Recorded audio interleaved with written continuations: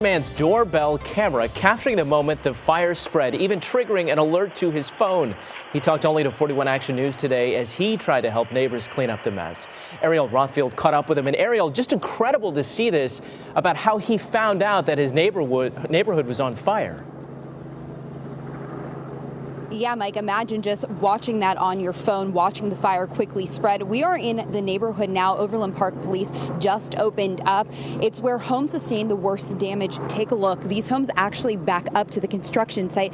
And as you can see, a lot of these homes are a total loss.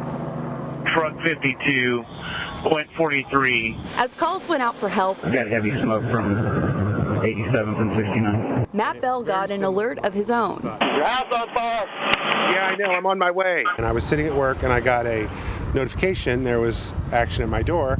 Popped it on and I saw the fire and the flames coming up from the apartment behind me. His doorbell camera captured this frantic scene. The home in front of his up in flames as embers fell into his yard. I watched it the next few minutes and I saw flames hit my bushes and trees out front and light on fire.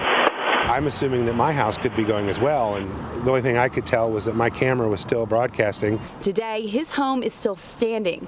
There's a hole in the roof and his deck is charred.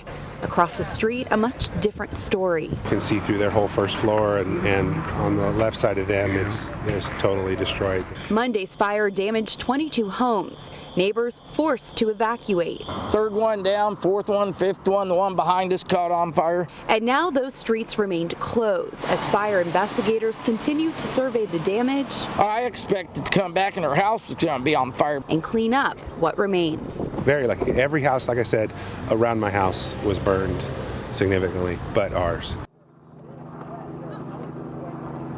And right now you are taking a look at one of those homes. Matt actually lives across the street here. Once again, the street has been closed for most of the day. Overland Park Police just opened it up. They are the homes with the worst damage. And these families here will be without a home, without memories in that home for months to come.